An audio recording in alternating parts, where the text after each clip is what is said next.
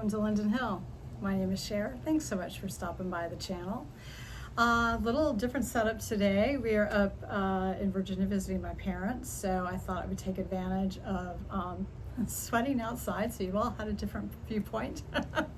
Hope the lighting's okay, but no, seriously, it's just back and forth with the mill, and some other things we've had going on have made it very difficult for me to get a podcast done. I thought, I've got a little bit of time, so let me step out on the porch and see if I can get a quick podcast filmed for you all and give you an update. So today I've got 2 finished objects. I've got 4 whips in progress that I have with me. I have a few more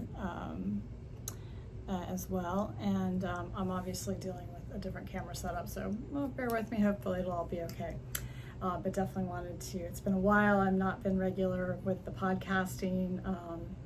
So a little background, if you're new to the channel, welcome. If you're a returning viewer, thank you so much for coming back. I hope I've got a few new viewers. We did our very first fiber event, attended the Southern Comfort Fiber Market in Charlotte on August 7th and 8th. We will be there again next year, so more to come on that. But we attended really as an informational vendor, not a selling vendor, which was a really nice entree for us to be able to experience what it was like to be at a festival as a vendor, kind of what we would need to think about from a preparation standpoint. So we kind of threw everything together. So I will throw in a shot here of our booth setup.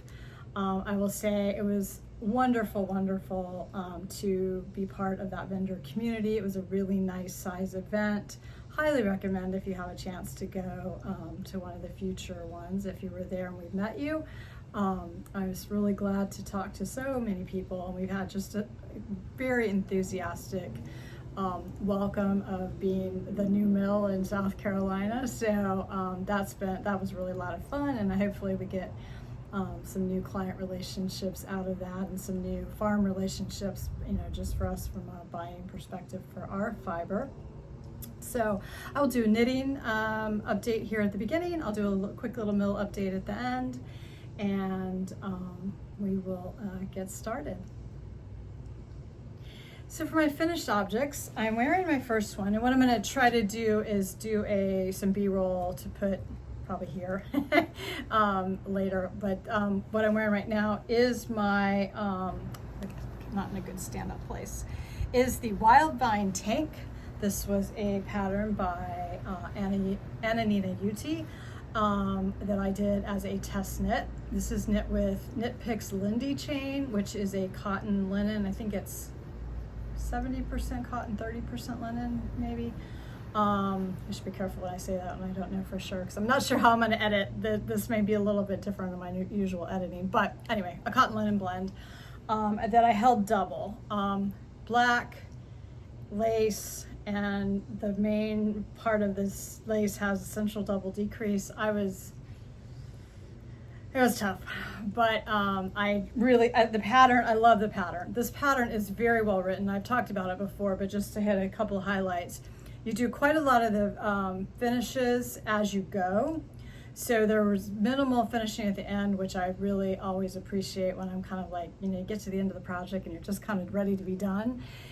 So that was nice. And it just has just beautiful finishing work. So it's all over lace pattern.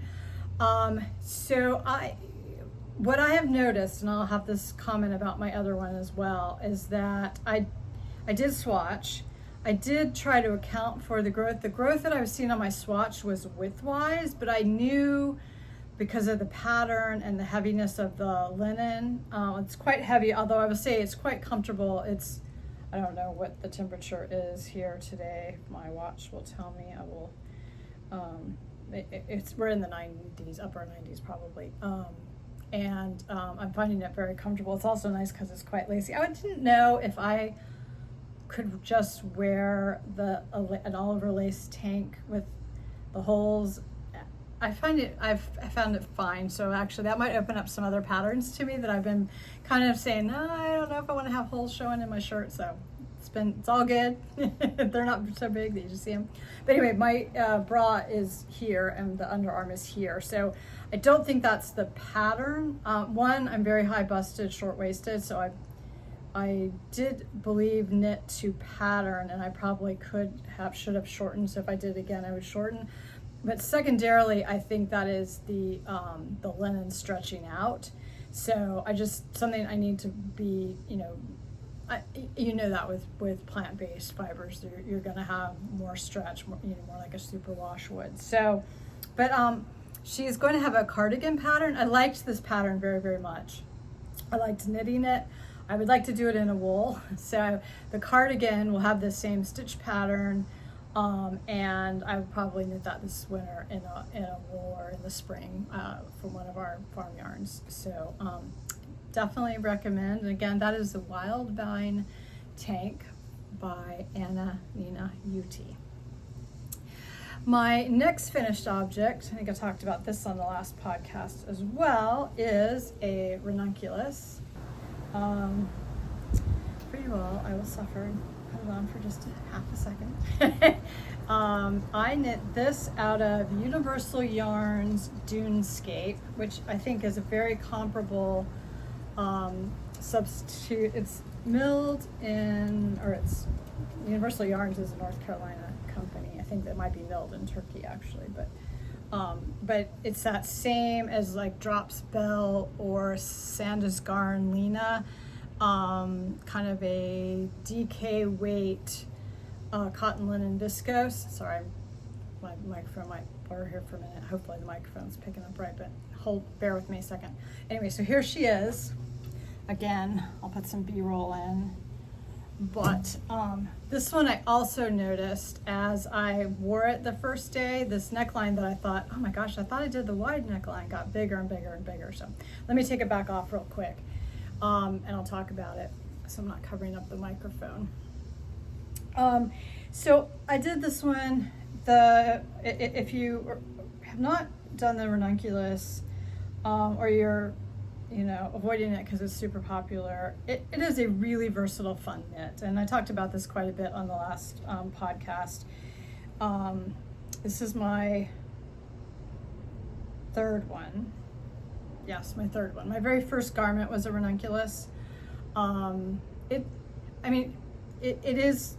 It's very versatile for yarn. So I've now done one with a wool yarn. I've done one or two with wool yarn. This is the first one in a plant-based yarn. And I did the wider neckline on purpose because I knew I was going to wear this mainly as a summer, kind of like you would wear a cardigan, but just loose and airy.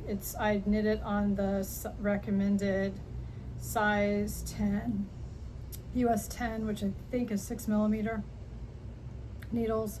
I knit it, the beginning of it, regardless of the size you're knitting, this is just a super fun knit, really engaging, like you knock out the yoke in several hours. I did the wider neckline this time. This is the first time I have actually done the cast on as recommended. I could not follow Midori, the pattern is by Midori Hirose, I believe is how you pronounce it.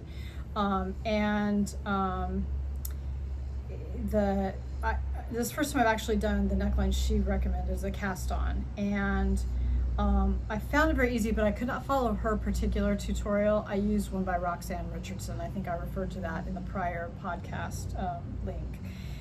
That just kind of helped me, and then once I got it, I was like, oh, this is brilliant. So the cast on was good, and everything else I've done, I believe, to pattern. I did insert some short rows just below here before, and then I went up a little bit from size 4 to size 5 after the bust darts.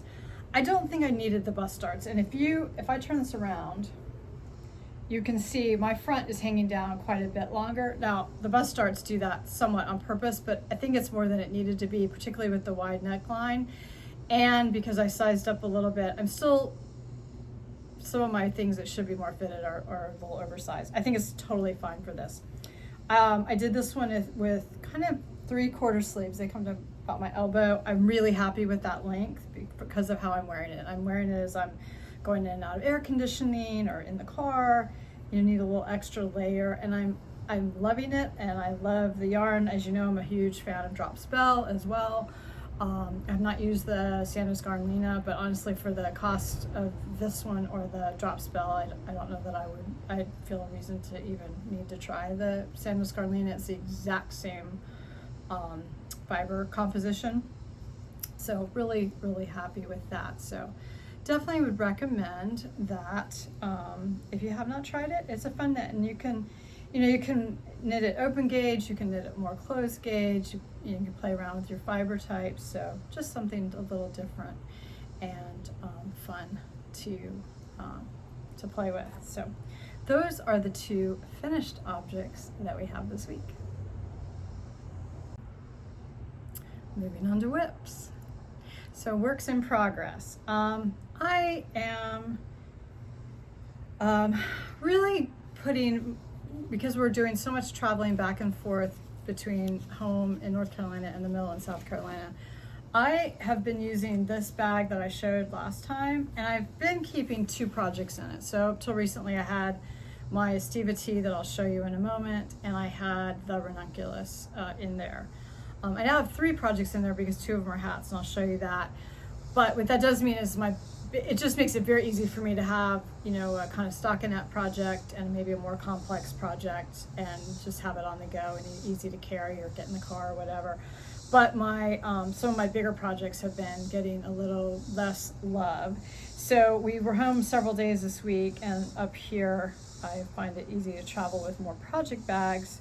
So I brought back out my dad's, this is the Vogue Classic Men's Cabled V-neck, I believe is the pattern. And this is from a vintage Vogue magazine, 1961 spring summer, that was put into a Vogue book that I was able to find online. So here we are. I'm going to do a little quick hold up.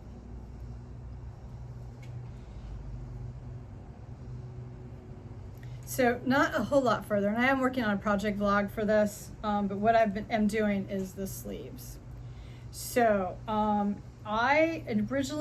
so the pattern, if you are new to me seeing this, I have not shown it in a few podcasts, is actually from 1961, so it's knit flat and seamed. I thought, I don't think so, mainly because my seaming's not that great. And while it would have been really easy to knit flat, and I think there's some schools of thoughts, who was I just watching? Somebody was just talking about, they actually converted and knit a cabled pattern in the round. I don't remember who that was. And they didn't care for it. Oh, it was Rachel is Knitting, because she preferred to knit her cables flat. And I thought, that doesn't make sense to me, but I think what it is because if most cable patterns, the cabling is in a knit stitch and your background is often in a purl stitch, and that might be why. I don't mind either way, and to me it's kind of 6 one, half dozen of the other, but I wanted to knit mine in the round. So this is knit bottom up, so I cast on after I did my swatch. Picked my yarn. This is knit with, by the way, Cestari 3-ply Merino. I'm knitting off cones, which is really nice. So I have very few ends, and the few I do, I'm spit splicing, so not much to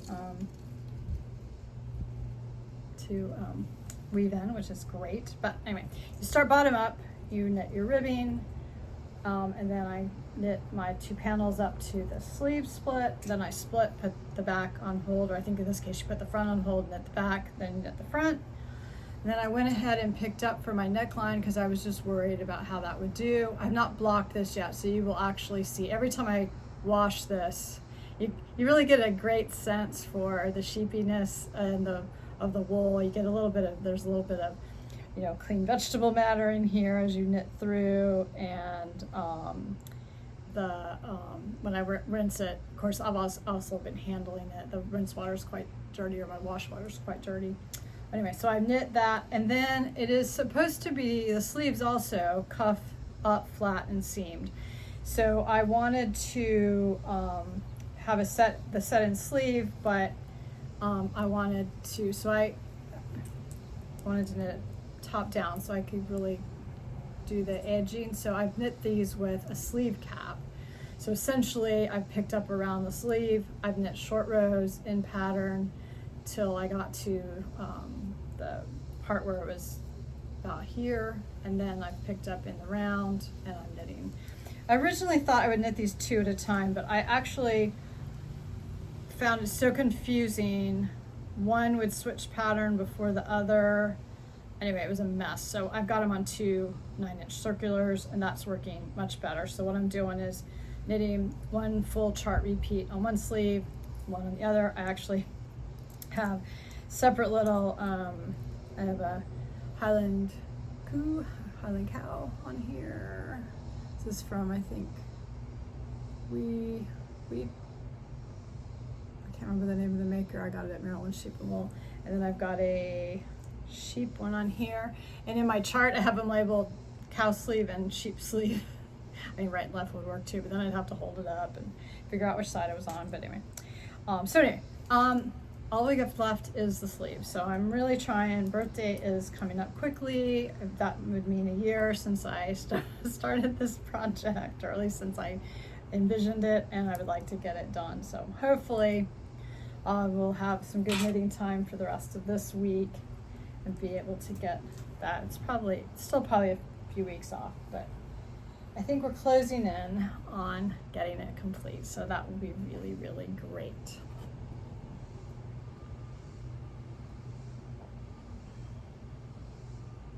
I'm drinking some berries, Irish breakfast tea, which is my go-to.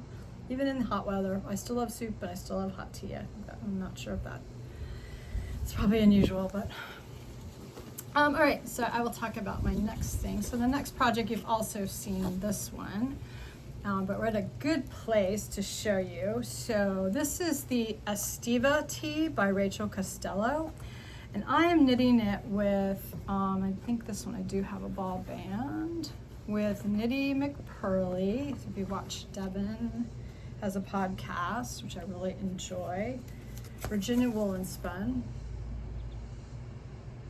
in fingering weight, and this is 50% American Rambouillet, 50% Virginia cotton, and the colorway is Fathom.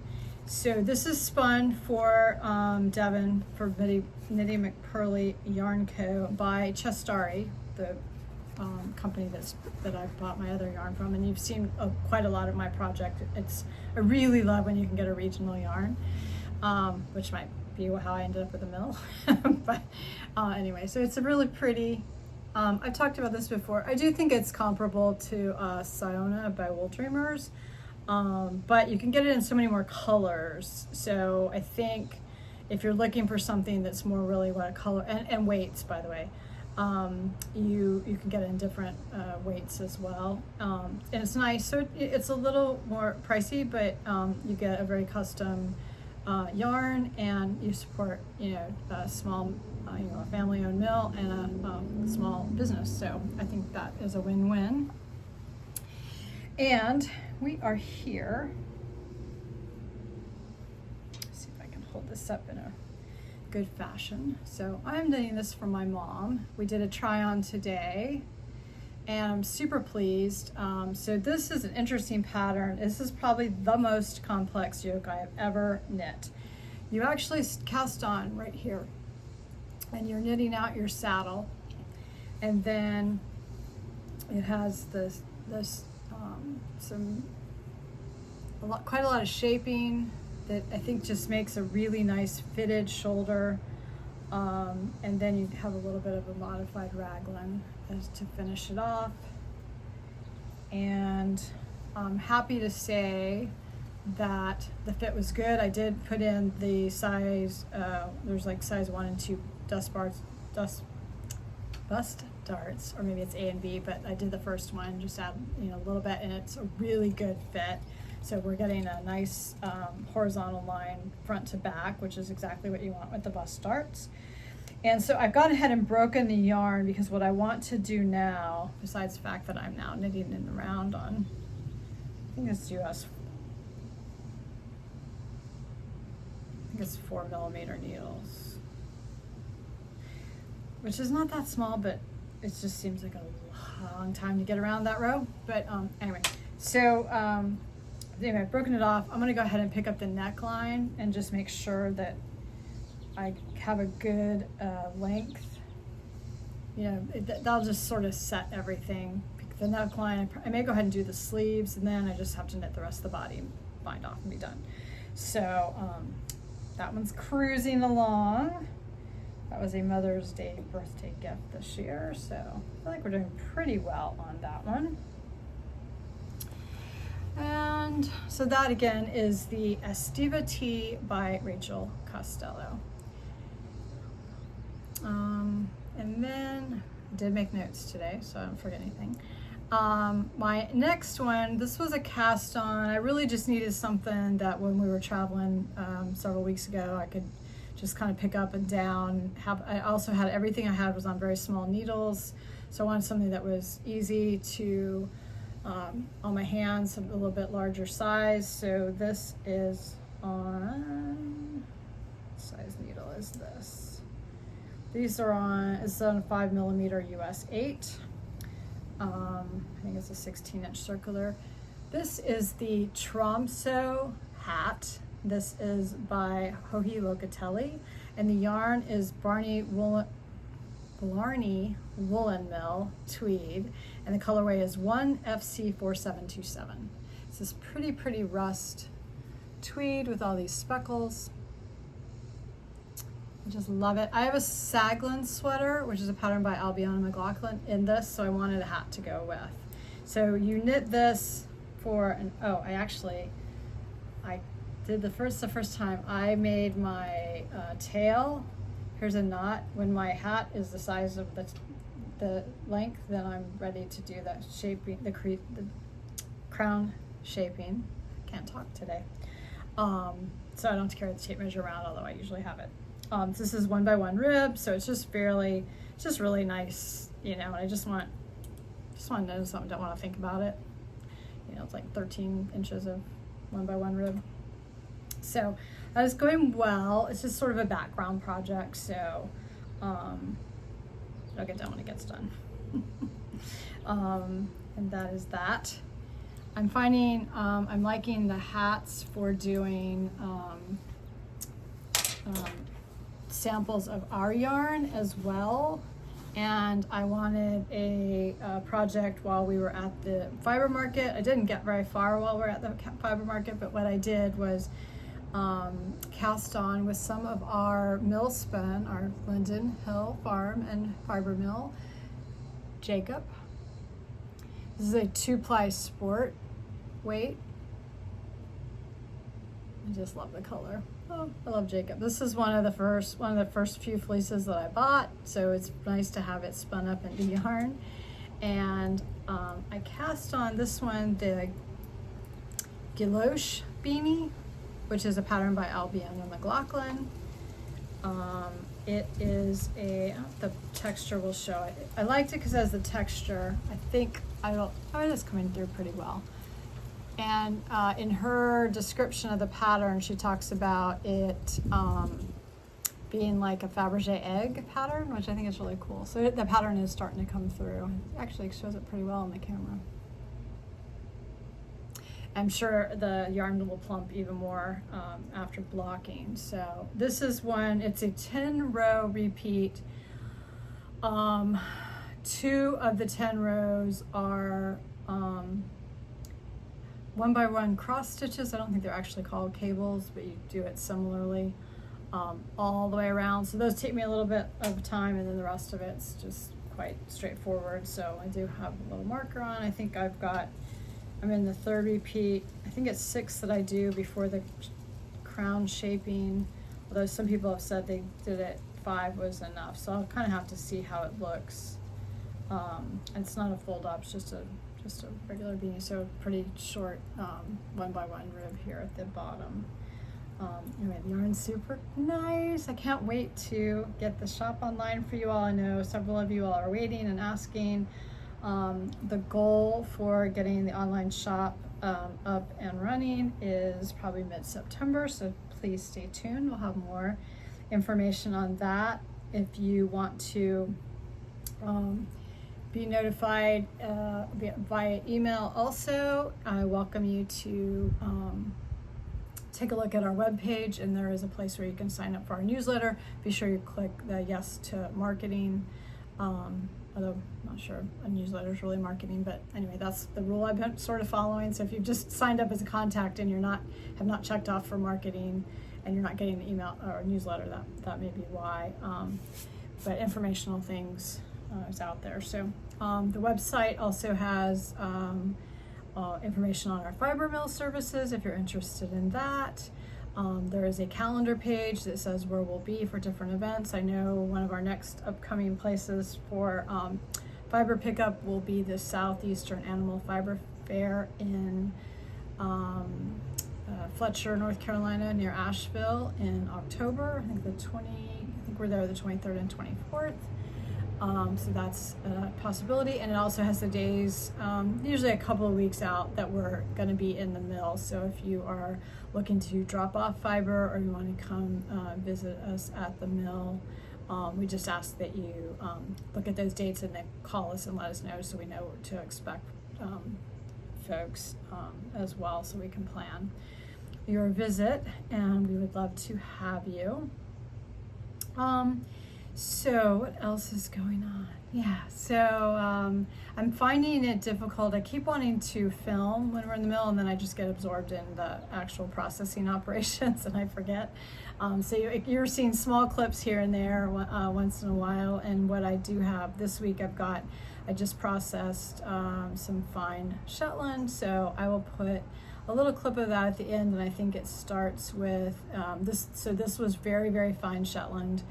And so fine that we did not put it through the picker or the fiber separator. So it went directly onto the carder, and the way we handle that is we card it twice, once at a smaller volume and put that into cloud, and then we card that back through for the roving. So that was the end step for this particular fleece.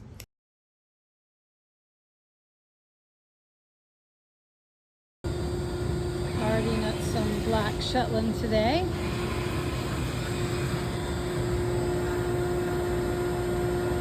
It's very, very fine, so we did not put it through the picker or the fiber separator.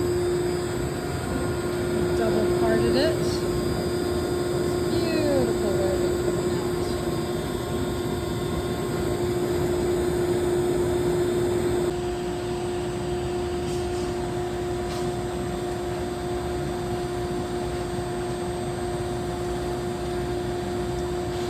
Carder is definitely one of the slower machines. It's faster than the fiber separator, but definitely is the workhorse of the mill.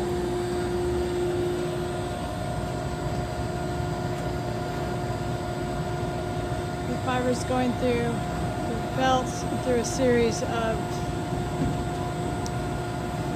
drums, for lack of a more technical definition. In feeds, and I'll put it on the screen, and up and over, and then it comes off the back in the same fashion, and it's aligning all those fibers.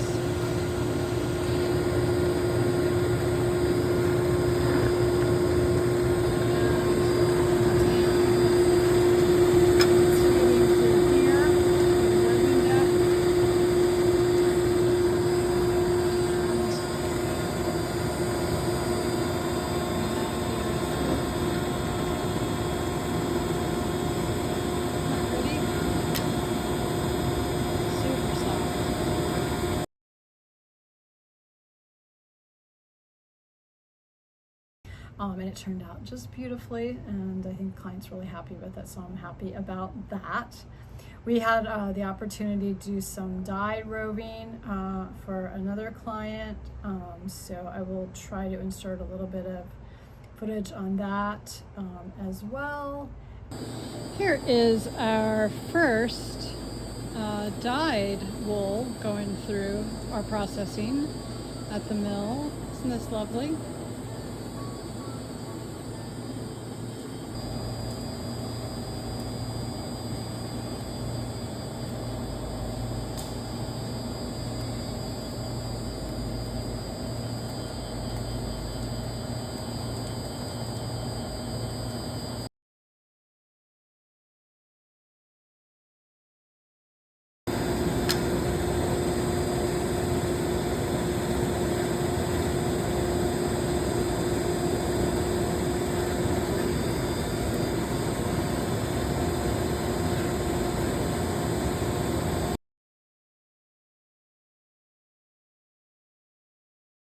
And then we did just do a big Jacob order, and I think I have a little bit of clip of that as well. So I will put those at the end if you just want to see, and that went into roving also. So all three of those were roving jobs as opposed to yarn spinning. So we're doing a little bit of both, obviously. And let's see, I've talked about the web shop, talked about the visits. So for us, we've landed on a house design, so hopefully that will all come together sooner rather than later. I'm excited about that. That'll be a big step. So lots of things coming, and hopefully I will get a little more, the studio and where my office and everything will be. The mill is probably about 3 weeks out. We'll finally have air conditioner just in time for cooler weather probably, which is a little ironic, but I'm sure that will be nice down the road. But that will also let me have a regular setup for the podcast again. I'm just finding at home the timing is very difficult with the sunlight this time of year. So I know my last podcast I thought the lighting was abysmal, so I apologize for that.